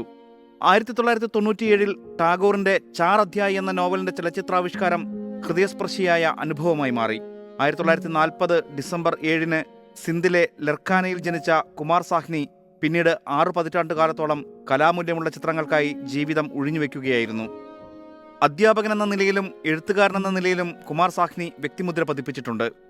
The shock of desire and other essays ആണ് പ്രധാന കൃതി. മായാദർപ്പണിന് ഹിന്ദിയിലെ മികച്ച ചിത്രത്തിനുള്ള ദേശീയ പുരസ്കാരവും തരംഗിന് പ്രത്യേക ജൂറി പുരസ്കാരവും ലഭിച്ചു. 1991 പുറത്തിറങ്ങിയ ഭവൻ തരണ മികച്ച ജീവചരിത്ര ചിത്രത്തിനുള്ള പുരസ്കാരവും നേടി. 2019 കേരള സംസ്ഥാന ചലച്ചിത്ര അവാർഡിന്റെ പുരസ്കാര ജൂറി ചെയർമാനായിരുന്നു. Research desk 24. തിരികെ ഇന്ന് സംഭവിച്ചതിലേക്ക് ഇപ്പോൾ വരുന്ന ഒരു വാർത്ത. ആലപ്പുഴ എടത്വയിൽ തരിശുപാടത്ത് തീപിടുത്തം. എടത്വ കൃഷിഭവന്റെ പരിധിയിലുള്ള മാങ്കുഴി പാടശേഖരത്താണ് തീപിടുത്തമുണ്ടായത്. മനീഷ് മഹിവാൽ ചേരുന്നുണ്ട് വിവരങ്ങളുമായി. മനീഷ്, തൊട്ടടുത്ത് വീടുകളോ അങ്ങനെ മറ്റ് നാശനഷ്ടമുണ്ടാകാൻ ഭീഷണിയുള്ള സ്ഥലങ്ങളൊന്നും ഇല്ലല്ലോ അല്ലേ? ഗോകുലി, മാങ്കുഴി പാടശേഖരത്തിൽ ഏകദേശം 16 ഏക്കർ കൃഷിയുണ്ട്. ബാക്കി കിടക്കുന്ന ഏകദേശം ഒരു 12 ഏക്കർ സ്ഥലത്താണ് തരിശായി കിടക്കുന്നത്. ഇവിടെ സാധാരണ ഗതിയിലൊക്കെ തന്നെ വേനൽക്കാലം ആകുമ്പോൾ ചെറിയ രീതിയിൽ തീ പിടിക്കുന്നതാണ്. പക്ഷെ അത് നാട്ടുകാർ ആദ്യ ഘട്ടത്തിൽ അതിനെ പുകയിരുന്ന ഘട്ടത്തിൽ അത് അണയ്ക്കുന്നതാണ്. പക്ഷേ ഈ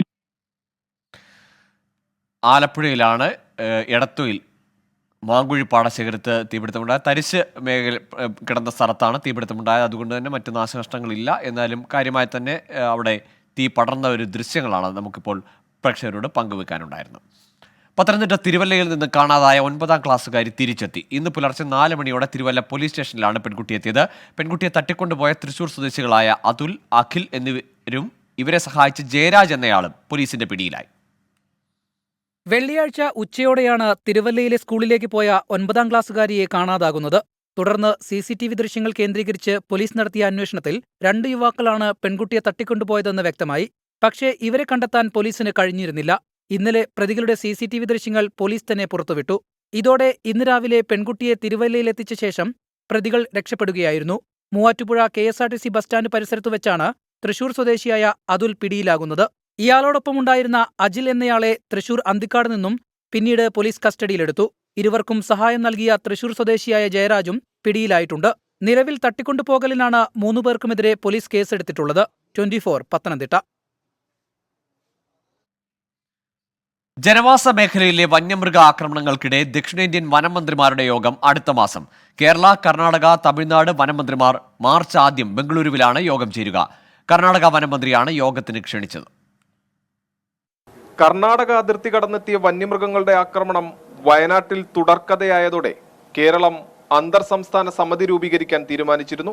ഇതിനു പിന്നാലെയാണ് അതിർത്തി പ്രദേശങ്ങളിലെ വന്യജീവി ആക്രമണം തടയുന്നത് ലക്ഷ്യമിട്ട് കർണാടകവും നീക്കം തുടങ്ങിയത്. കേരളം, തമിഴ്നാട്, കർണാടക സംസ്ഥാനങ്ങളിലെ വനം മന്ത്രിമാരുടെ സംയുക്ത യോഗം ചേർന്ന് ജനവാസ മേഖലയിലെ വന്യജീവി ആക്രമണങ്ങൾക്ക് പരിഹാരം കാണാനാണ് ശ്രമം. അടുത്ത മാസം 3, 4 തീയതികളിൽ ബംഗളൂരുവിലാണ് യോഗം. റേഡിയോ കോളർ ഘടിപ്പിച്ച ആനകളുടെ വിവരക്കൈമാറ്റവും വന്യജീവി ആക്രമണങ്ങൾ തടയുന്നതിനുള്ള പരിഹാര മാർഗവും ചർച്ചയാകും. മന്ത്രി AK ശശീന്ദ്രൻ യോഗത്തിൽ പങ്കെടുക്കും. 24 കോഴിക്കോട്. വയനാട് മുള്ളൻകൊല്ലിയിൽ വീണ്ടും കടുവയുടെ ആക്രമണം. മുള്ളൻകൊല്ലി കാക്കനാട്ട് തോമസിന്റെ കാളക്കുട്ടിയെ കടുവ കൊന്നു. പ്രദേശത്ത് വനംവകുപ്പ് ജാഗ്രതാ നിർദ്ദേശം നൽകിയിട്ടുണ്ട്. കോഴിക്കോട് കോടഞ്ചേരിയിൽ പുലിയിറങ്ങി. രാവിലെ 5:45 മുള്ളൻകൊല്ലി പള്ളിയിലേക്ക് പോയിരുന്നവരാണ് റോഡിൽ കടുവയെ കണ്ടത്. കുർബാന സമയമായതിനാൽ പള്ളിയിലേക്ക് വിശ്വാസികളുടെ തിരക്കുണ്ടായിരുന്നു. മുള്ളൻകൊല്ലി സെന്റ് മേരീസ് ഫൊറാന ചർച്ചിൽ 6 മണിക്ക് കുർബാനയ്ക്ക് പോകുന്ന ഒരു വ്യക്തി കടുവയെ കാണുകയും ആ കടുവ റോഡിന് കുറുകെ ചാടുന്നതും കണ്ടു. അങ്ങനെ ഫോറസ്റ്റ് ഡിപ്പാർട്ട്മെൻറ്റും ജനങ്ങളും അന്വേഷണ ഫലമായി കടുവയെ ആ വീട്ടിൽ നിന്ന് 150 മീറ്റർ അകലെ ഏകദേശം വയൽപ്രദേശത്ത് കാണപ്പെടുകയുണ്ടായി. തുടർന്ന് പ്രദേശത്തെ വീടുകളിൽ നടത്തിയ തെരച്ചിലാണ് കാക്കനാട്ട് തോമസിന്റെ 1 വയസ്സ് പ്രായമുള്ള കാളക്കുട്ടിയെ കാണാതായതായി ശ്രദ്ധയിൽപ്പെട്ടത്. വളർത്തുമൃഗത്തെ കെട്ടിയിരുന്ന കയറുൾപ്പെടെ അറുത്തുമാറ്റിയ നിലയിലായിരുന്നു. സ്ഥലത്തെത്തിയ വനംവകുപ്പ് ഉദ്യോഗസ്ഥർ നടത്തിയ പരിശോധനയിലാണ് വീടിനോട് തൊട്ടടുത്ത പറമ്പിൽ നിന്ന് കടുവ തിന്ന നിലയിൽ കാളക്കുട്ടിയുടെ ജഡം കണ്ടെത്തിയത്. വനമേഖലയിൽ നിന്ന് 7 കിലോമീറ്റർ ദൂരമുള്ള മുള്ളൻകൊല്ലി ടൗണിൽ കടുവ ഇറങ്ങിയതിന്റെ ഭീതിയിലാണ് ജനങ്ങൾ. കടുവയ്ക്കായി വനംവകുപ്പ് തെരച്ചിൽ നടത്തുന്നുണ്ട്. കോഴിക്കോട് കോടഞ്ചേരിയിൽ പുലി ഇറങ്ങിയതിനെ തുടർന്ന് വനംവകുപ്പ് 4 നിരീക്ഷണ ക്യാമറകൾ കൂടി സ്ഥാപിച്ചു. പ്രദേശത്ത് കൂട് സ്ഥാപിക്കണമെന്നാണ് നാട്ടുകാരുടെ ആവശ്യം. 24 വയനാട്. ഇന്ന് സംഭവിച്ചതിലേക്ക് വീണ്ടും ഇനി കായിക വാർത്തയിലേക്കാണ്. റാഞ്ചി ടെസ്റ്റിൽ ഇംഗ്ലണ്ടിനെതിരെ ഇന്ത്യക്ക് വിജയത്തിലേക്ക് 192 റൺസ് വിജയലക്ഷ്യം പിന്തുടരുന്ന ഇന്ത്യ വിക്കറ്റ് നഷ്ടമില്ലാതെ 40 റൺസ് എടുത്തു. 2 ദിവസവും 10 വിക്കറ്റും ശേഷിക്കെ ഇന്ത്യക്ക് ഇനി 152 റൺസ് കൂടി മതി. സ്പോർട്സ് ഡെസ്കിൽ നിന്ന് ഗീസ് പീറ്റർ ചേരുന്നുണ്ട്. ഗീസ്, അങ്ങനെ 3ാമത്തെ ടെസ്റ്റ് ജയിച്ച് പരമ്പര സ്വന്തമാക്കാനുള്ള ഒരു അവസരം. മുന്നിലുള്ളത് 1 ദിവസവും തുച്ഛമായ റൺസ് മാത്രമാണ്. ഇന്ത്യൻ ടീമിന്റെ പ്രതീക്ഷ, ഒപ്പം ആരാധകരുടെ ഒരു എക്സ്പെക്ടേഷൻ എങ്ങനെയാണ്? ഗോകുല, തീർച്ചയായിട്ടും റാഞ്ചി ടെസ്റ്റിൽ ഇന്ത്യക്ക് ജയിക്കുവാനായി കഴിഞ്ഞാൽ ഈ ഇംഗ്ലണ്ടിനെതിരായ ടെസ്റ്റ് പരമ്പര 3-1 സ്വന്തമാക്കുവാനായിട്ട് ഇന്ത്യക്ക് സാധിക്കും. അവശേഷിക്കുന്ന ഒരു മത്സരം കൂടിയുണ്ട്. അതിൽ വലിയ അപ്രസക്തമല്ലാതാകും എന്നതാണ് ശ്രദ്ധേയമായിട്ടുള്ളത്. ഇന്ത്യയെ സംബന്ധിച്ചിടത്തോളം 2ാം ഇന്നിംഗ്സിൽ ഇന്ത്യൻ ബൗളർമാർ കൃത്യമായ ഒരു ആധിപത്യം റാഞ്ചിയിൽ സ്ഥാപിക്കുന്നത് കാണുവാനായിട്ട് സാധിച്ചു. പ്രത്യേകിച്ച് അശ്വിൻ 5 വിക്കറ്റ് എടുക്കുകയും കുൽദീപ് യാദവ് 4 വിക്കറ്റുകൾ വീഴ്ത്തുകയും ചെയ്തു. ഇംഗ്ലീഷ് നിരയെ സ്പിന്നർമാർ അല്ലെങ്കിൽ സ്പിൻ കുരുക്കുന്ന ഒരു കാഴ്ചയാണ് റാഞ്ചിയിൽ ഈ 3ാം ദിവസം കാണുവാനായത്. ഇനി 2 ദിവസം അവശേഷിക്കുന്നുണ്ട്. 152 റൺസാണ് ഇന്ത്യക്ക് വിജയത്തിലേക്കുള്ള ദൂരം. 24 റൺസ് എടുത്ത് നായകൻ രോഹിത് ശർമ്മയും ഒപ്പം 14 റൺസുമായി യുവതാരം യശസ്വി ജയ്സ്വാളുമാണ് ക്രീസിൽ നിലയുറപ്പിച്ചിട്ടുള്ളത്. നാളെ മത്സരം ആരംഭിക്കുമ്പോൾ 152 റൺസുമായി എന്ന വിജയ ലക്ഷ്യത്തിലേക്ക് ഇന്ത്യ ബാറ്റ് വീശുകയാണ്. അതേസമയം ഈ സ്പിന്നർ കുരുക്കിൽ തന്നെ ഇന്ത്യയെ പ്രതിരോധിക്കാൻ ആകും എന്ന ആത്മവിശ്വാസമാണ് ഇംഗ്ലീഷ് പടയ്ക്കുള്ളത്. കാരണം ആദ്യ ഇന്നിംഗ്സിലൊക്കെ തന്നെ ഒരു ആധിപത്യം സ്ഥാപിക്കുവാനായിട്ട് അല്ലെങ്കിൽ ബാറ്റർമാരെ പ്രതിരോധത്തിലാക്കുവാനായിട്ട് ഇംഗ്ലീഷ് നിരക്ക് സാധിച്ചിരുന്നു. അതുകൊണ്ട് തന്നെ കാര്യമായിട്ടുള്ള ഒരു മുൻതൂക്കം നേടുവാൻ ഇന്ത്യക്ക് കഴിയില്ല എന്ന ആത്മവിശ്വാസം ഇംഗ്ലണ്ട് പ്രകടിപ്പിക്കുന്നുണ്ട്. നാളെ മത്സരത്തിന്റെ 4ാം ദിവസത്തിലേക്ക് കടക്കുമ്പോൾ ഇന്ത്യയെ പ്രതിരോധത്തിലാക്കുവാനുള്ള എല്ലാവിധ തന്ത്രവും ഇംഗ്ലീഷ് നിര പുറത്തെടുക്കുമെന്ന കാര്യത്തിൽ സംശയമില്ല. ഒപ്പം തന്നെ നേരത്തെ ഞാൻ സൂചിപ്പിച്ചതുപോലെ നായകൻ രോഹിത് ശർമ്മയും യശസ്വി ജയ്സ്വാളുമാണ് ക്രീസിൽ നിലയുറപ്പിച്ചിട്ടുള്ളത്. ആദ്യ ഇന്നിംഗ്സിൽ രോഹിത് ശർമ്മ വലിയ പ്രകടനമൊന്നും കാഴ്ചവെച്ചില്ല. പക്ഷേ യശസ്വി ജയ്സ്വാളും ധ്രുവ് ജൂറലിന്റെയും ഒരു അർദ്ധ സെഞ്ചുറി ഇന്നിംഗ്സുകളാണ് ടീമിന് വലിയ സ്കോർ നൽകിയത്. ഒപ്പം വലിയ ലീഡിലേക്ക് ഇംഗ്ലണ്ടിനെ പിടിക്കാതെ അല്ലെങ്കിൽ ലീഡിലേക്ക് ഇംഗ്ലണ്ടിനെ വിടാതെ സാധിച്ചതും ഈ ഒരു ബാറ്റിംഗ് പ്രകടനം തന്നെയാണ്. അതുകൊണ്ട് ഇവരിൽ യുവതാരങ്ങളിൽ ഇന്ത്യ വലിയ രീതിയിൽ പ്രതീക്ഷ അർപ്പിക്കുന്നുണ്ട്. എടുത്തു പറയേണ്ടത് ഇന്ന്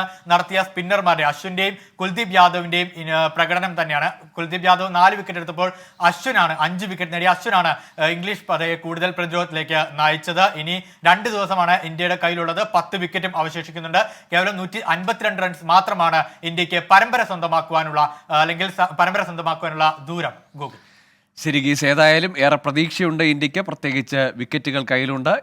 മികച്ചൊരു തുടക്കവും ലഭിക്കുന്നു 2ാം ഇന്നിംഗ്സിൽ. ഏതായാലും 152 റൺസ് ഒരു ദിവസവും മുന്നിലുണ്ട്. ഇന്ത്യ അനായാസം അത് അടിച്ചെടുക്കും എന്ന് തന്നെയാണ് പ്രതീക്ഷ. സ്പിൻ കുരുക്കിൽപ്പെടാതെ ഇന്ത്യൻ ബാറ്റ്സ്മാൻമാർ അതിനെ മറികടക്കും എന്ന പ്രതീക്ഷയാണ് ഗീസ് പീറ്റർ ഇപ്പോൾ പങ്കുവച്ചത് സ്പോർട്സ് ഡെസ്കിൽ നിന്ന്. മറ്റൊരു വാർത്തയിലേക്ക്. ഉത്തർപ്രദേശിൽ പടക്കശാലയിലുണ്ടായ സ്ഫോടനത്തിൽ 4 മരണം, നിരവധി പേർക്ക് പരിക്കേറ്റു. കൗശാംബിയിലാണ് അപകടമുണ്ടായത്. അച്യുതൻ ചേരുന്നുണ്ട് വിവരങ്ങളുമായി. അച്യുതൻ, ഈ കഴിഞ്ഞ ദിവസങ്ങളിലൊക്കെ സമാനമായി മറ്റ് സംസ്ഥാനങ്ങളിലൊക്കെയും പൊട്ടിത്തെറികളുടെ വാർത്തകളൊക്കെ വരുന്നുണ്ട്. ഇവിടെ ഈ അപകടത്തിന് കാരണമായത് എന്താണ്? പരിക്കേറ്റവരുടെ ആരോഗ്യനില എങ്ങനെ? ഗോകുൽ, ഈ കൗശാംബിയിലെ അപകടത്തിന്റെ കാരണം ഇതുവരെയും വ്യക്തമായിട്ടില്ല. ഇന്ന് ഉച്ചയ്ക്ക് 12 മണിയോടെയാണ് ഈ സ്ഫോടനം ഉണ്ടായത്. വിവരം ലഭിച്ച ഉടൻ തന്നെ അഗ്നിരക്ഷാ സേനയും അതുപോലെ തന്നെ ആംബുലൻസും സ്ഥലത്തെത്തി രക്ഷാപ്രവർത്തനങ്ങൾ ആരംഭിച്ചു. പൊട്ടിത്തെറിയിൽ 4 പേർ മരിച്ചതായും 6ഓളം പേർക്ക് പരിക്കേറ്റതുമായാണ് പോലീസ് അറിയിച്ചത്. ഇവരെ അടുത്തുള്ള ആശുപത്രിയിൽ ചികിത്സയിൽ കഴിയുകയാണ്. ഈ ജനവാസ മേഖലയിൽ നിന്നും പടക്ക നിർമ്മാണശാല അകലെ ആയതിനാൽ തന്നെ വലിയ ആളപായത്തിലേക്ക് കാര്യങ്ങൾ എത്തിയില്ല. അതുകൊണ്ട് തന്നെ അത് ആശ്വാസകരമായ ഒന്നായിരുന്നു. സ്ഫോടനത്തിന്റെ കാരണം അത് പരിശോധിക്കുന്നതിന് വേണ്ടിയിട്ടുള്ള അന്വേഷണം ഇപ്പോൾ പുരോഗമിക്കുകയാണ്. തീ നിയന്ത്രണ വിധേയമാക്കിയതായി അഗ്നിരക്ഷാ സേന അറിയിച്ചിട്ടുണ്ട്. ഒപ്പം തന്നെ ഈ മരിച്ചവരെ തിരിച്ചറിയാനുള്ള ശ്രമങ്ങളും ഇതിനോടകം ആരംഭിച്ചിട്ടുണ്ട്. എന്തായാലും ലൈസൻസോടുകൂടി പ്രവർത്തിച്ച പടക്ക നിർമ്മാണശാലയിലാണ് ഇന്ന് ഉച്ചയോടുകൂടി ഒരു പൊട്ടിത്തെറി ഉണ്ടായത്. ഗോകുൽ. ശരി, അച്യുതനാണ് വിവരങ്ങൾ നൽകിയത്. യുപിയിലെ പടക്ക നിർമ്മാണശാലയിലെ സ്ഫോടനത്തിൽ 4 പേരാണ് മരിച്ചത്. ഇനി ഒരു അന്താരാഷ്ട്ര വാർത്തയിലേക്കാണ്. റഷ്യൻ മുൻ പ്രതിപക്ഷ നേതാവ് അലക്സി നവൽനിയുടെ മൃതദേഹം വിട്ടുനൽകി. നവൽനിയുടെ കുടുംബം കോടതിയെ സമീപിച്ചതിന് പിന്നാലെയാണ് റഷ്യൻ ഭരണകൂടത്തിന്റെ നടപടി. നവൽനിയുടെ മരണത്തിൽ വ്യക്തത വരുത്തണമെന്നാവശ്യപ്പെട്ട് G7 രാജ്യങ്ങൾ രംഗത്തെത്തി.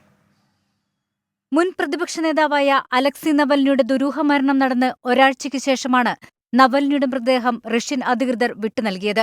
നവൽനിയുടെ മാതാവ് ലുഡ്മില നവൽനയ മൃതദേഹം ഏറ്റുവാങ്ങിയതായി വക്താവ് കിര യാർമിഷ് എക്സിലൂടെ അറിയിച്ചു. കഴിഞ്ഞ ഒരാഴ്ചയായി ആർട്ടിക് പീനൽ കോളനി ജയിലിനടുത്ത് തന്നെയായിരുന്നു നവൽനിയുടെ മാതാവിന്റെ താമസം. മൃതദേഹം കൈമാറണമെന്ന് എല്ലാവരും ഒറ്റക്കെട്ടായി ആവശ്യപ്പെട്ടതിനെ തുടർന്നാണ് റഷ്യൻ ഭരണകൂടം വഴങ്ങിയതെന്നും വക്താവ് അറിയിച്ചു. മൃതദേഹം വിട്ടുനൽകാത്തതിനെതിരെ നവൽനിയുടെ കുടുംബം കോടതിയെ സമീപിച്ചതിനു പിന്നാലെയാണ് റഷ്യയുടെ നടപടി. ആർട്ടിക് പീനൽ കോളനി ജയിലിൽ തടവിൽ കഴിയുന്നതിനിടെ ഈ മാസം 16-നാണ് അലക്സി നവൽനി മരിച്ചത്. സംസ്കാര ചടങ്ങുകൾ എങ്ങനെ നടത്തുമെന്നതിൽ വ്യക്തത വന്നിട്ടില്ല. രഹസ്യമായി മരണാനന്തര ചടങ്ങുകൾ നടത്താൻ മാതാവ് സമ്മതിച്ചെന്നും റിപ്പോർട്ടുണ്ട്. അതിനിടെ നവൽനിയുടെ മരണത്തിൽ വ്യക്തത ആവശ്യപ്പെട്ട് G7 രാജ്യങ്ങൾ റഷ്യയ്ക്ക് കത്തയച്ചു. നവൽനിയുടെ പോരാട്ടത്തിന് പൂർണ്ണ പിന്തുണയും G7 രാജ്യങ്ങൾ വാഗ്ദാനം ചെയ്തു. International desk 24. ക്രൈസ്തവ സമൂഹം രാജ്യത്ത് വിവേചനം നേരിടുകയാണെന്ന് സിറോ മലബാർ സഭയുടെ ഇടയലേഖനം. വന്യജീവി ശല്യം നേരിടുന്നതിൽ സർക്കാർ പരാജയപ്പെട്ടെന്നും അധ്യക്ഷൻ മാർ റാഫേൽ തട്ടിലിന്റെ ഇടയലേഖനത്തിൽ വിമർശനമുണ്ട്. എറണാകുളം അങ്കമാലി അതിരൂപതയിലെ കുർബാന തർക്കത്തിൽ മാർപ്പാപ്പയുടെ ഉത്തരവിൽ നിന്ന് പിന്നോട്ടു പോകാനില്ലെന്നും മാർച്ച് 10 പള്ളികളിൽ വായിക്കാനായി നൽകിയിരിക്കുന്ന ഇടയലേഖനത്തിലുണ്ട്. സീറോ മലബാർ സഭയുടെ മേജർ ആർച്ച് ബിഷപ്പ് സ്ഥാനത്തേക്ക് എത്തിയ ശേഷം ആദ്യമായി വിശ്വാസികൾക്ക് നൽകുന്ന ഇടയലേഖനത്തിലാണ് രാജ്യത്ത് ക്രൈസ്തവ സമൂഹം നേരിടുന്ന വിവേചനങ്ങളെക്കുറിച്ചുള്ള മാർ റാഫേൽ തട്ടിലിന്റെ പരാമർശം. കർഷകരും തൊഴിലാളികളും വ്യവസായികളും എല്ലാ മേഖലയിലും തഴയപ്പെടുകയാണെന്നും മലയോര മേഖലയിലെ വന്യജീവി ആക്രമണങ്ങൾ തടയുന്നതിൽ സർക്കാർ പരാജയപ്പെട്ടെന്നും വിമർശനമുണ്ട്. എറണാകുളം അങ്കമാലി അതിരൂപതയിലെ കുർബാന തർക്കത്തിലും സഭാ അധ്യക്ഷൻ നിലപാട് വ്യക്തമാക്കുന്നുണ്ട്. സഭയിൽ ഏകീകൃത കുർബാന നടപ്പിലാക്കാനുള്ള മാർപ്പാപ്പയുടെ ഉത്തരവിൽ നിന്ന് പിന്നോട്ട് പോകാൻ സാധിക്കുകയില്ല.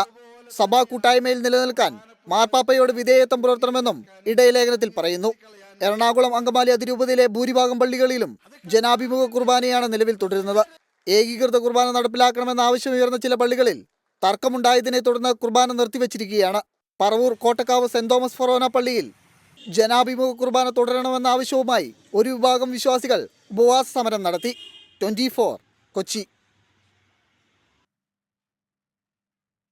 പ്രക്ഷോഭത്തിനിടെ കൊല്ലപ്പെട്ട കർഷകൻ ശുഭ്കരൺ സിംഗിന് നീതി ആവശ്യപ്പെട്ട് പ്രതിഷേധം ശക്തമാക്കി കർഷകർ. ശംഭു ഖനൌരി അതിർത്തികളിലേക്ക് കൂടുതൽ കർഷകർ എത്തുകയാണ്. ഹരിയാന പോലീസ് ഉദ്യോഗസ്ഥർക്കെതിരെ നടപടിയെടുക്കുന്നതുവരെ ശുഭ്കരണിന്റെ മൃതദേഹം പോസ്റ്റ്മോർട്ടത്തിന് വിട്ടുകൊടുക്കില്ലെന്ന നിലപാടിൽ തുടരുകയാണ് കർഷകർ. ഡൽഹി ചലോ മാർച്ച് താൽക്കാലികമായി നിർത്തിവെച്ചതോടെ തിക്രി സിംഗു അതിർത്തികൾ പോലീസ് ഭാഗികമായി തുറന്നു. 13ാം ദിവസത്തിലേക്ക് കടന്നിരിക്കുകയാണ് കർഷക സമരം. ഖനൌരിയിൽ കൊല്ലപ്പെട്ട ശുഭ്കരൺ സിംഗിന് നീതി ഉറപ്പാക്കാനായി ശംഭു അടക്കമുള്ള അതിർത്തികളിൽ കർഷകർ സമരവുമായി തെരുവിലുണ്ട്. ഹരിയാന പോലീസ് ഉദ്യോഗസ്ഥർക്കെതിരെ കൊലക്കുറ്റം ചുമത്തണമെന്ന ആവശ്യത്തിൽ ഇതുവരെ പഞ്ചാബ് സർക്കാർ അനുകൂല നിലപാട് സ്വീകരിച്ചിട്ടില്ല. ഹരിയാന പോലീസ് ഉദ്യോഗസ്ഥർക്കെതിരെ നടപടിയെടുക്കുന്നതുവരെ ശുഭ്കരന്റെ മൃതദേഹം പോസ്റ്റ്മോർട്ടത്തിന് വിട്ടുകൊടുക്കില്ലെന്ന നിലപാടിൽ തുടരുകയാണ് കർഷകർ. പട്യാല രാജ്യാന്തര ആശുപത്രിയിലെ മോർച്ചറിയിലാണ് മൃതദേഹം. രാജ്യവ്യാപക പ്രതിഷേധങ്ങൾക്ക് ഒരുങ്ങുകയാണ് കർഷകർ. നാളെ രാജ്യവ്യാപക ട്രാക്ടർ മാർച്ചിന് കർഷകർ ആഹ്വാനം ചെയ്തിട്ടുണ്ട്. ശുഭ്കരന് നീതി ഉറപ്പാക്കിയതിനു ശേഷമേ ഡൽഹി ചലോ മാർച്ച് പുനരാരംഭിക്കുകയുള്ളൂ എന്ന് കർഷകർ പ്രഖ്യാപിച്ചതോടെ സിംഗു, തിക്രി കൂടാതെ ഹരിയാനയിലെ ദേശീയപാതകൾ പോലീസ് ഭാഗികമായി തുറന്നു. 2 ആഴ്ചയ്ക്ക് ശേഷം ഹരിയാനയിലെ 7 ജില്ലകളിൽ ഇന്റർനെറ്റ് ബന്ധവും പുനഃസ്ഥാപിച്ചു. 24 ഡൽഹി. സംസ്ഥാനത്ത് വ്യത്യസ്ത വാഹനാപകടങ്ങളിൽ 3 മരണം. പാലക്കാട് കഞ്ചിക്കോടുണ്ടായ അപകടത്തിൽ 2 പേരും, കോട്ടയം ഭരണങ്ങാനത്ത് ഒരു യുവാവും മരിച്ചു. മലപ്പുറം കൊണ്ടോട്ടിയിൽ KSRTC ബസ് മറിഞ്ഞ് യാത്രക്കാർക്ക് പരിക്കേറ്റു. ഇന്ന് പുലർച്ചെ 4 മണിയോടെയാണ് പാലക്കാട് കഞ്ചിക്കോട് അപകടമുണ്ടായത്. ദേശീയപാത 544 ചരക്ക് കയറ്റിപ്പോയ ലോറിയുടെ പിന്നിൽ പിക്കപ്പ് വാൻ ഇടിച്ചായിരുന്നു അപകടം. പിക്കപ്പ് വാനിലുണ്ടായിരുന്ന കൊടുന്തിരപ്പള്ളി സ്വദേശി ശിവൻ, പേഴുങ്കര സ്വദേശി നിഷാദ് എന്നിവരാണ് മരിച്ചത്. ഫയർഫോഴ്സ് ഉദ്യോഗസ്ഥരെത്തി വാഹനം പൊളിച്ചാണ് ഇവരെ പുറത്തെടുത്തത്. ഇന്നലെ രാത്രിയായിരുന്നു കോട്ടയം ഭരണങ്ങാനത്ത് യുവാവ് അപകടത്തിൽപ്പെട്ടത്. ബൈക്ക് നിയന്ത്രണം വിട്ട് മതിലിലിടിക്കുകയായിരുന്നു. ഭരണങ്ങാനം സ്വദേശി ജോഫിൻ ജോസഫാണ് മരിച്ചത്. ബിരുദ ഉന്നത പഠനത്തിനായി വിദേശത്തേക്ക് പോകാനുള്ള തയ്യാറെടുപ്പിലായിരുന്നു ജോഫിൻ. മലപ്പുറം കൊണ്ടോട്ടിയിൽ KSRTC ബസ് മറിഞ്ഞ് യാത്രക്കാർക്ക് പരിക്കേറ്റു. രാവിലെ 7:30-ക്കായിരുന്നു അപകടം. നിരവധി യാത്രക്കാർക്ക് പരിക്കേറ്റെങ്കിലും ആരുടെയും പരുക്ക് ഗുരുതരമല്ല. 24 കോട്ടയം. ഇതോടെ ഇന്ന് സംഭവിച്ചതിന്റെ സമയം പൂർണ്ണമാകുകയാണ്.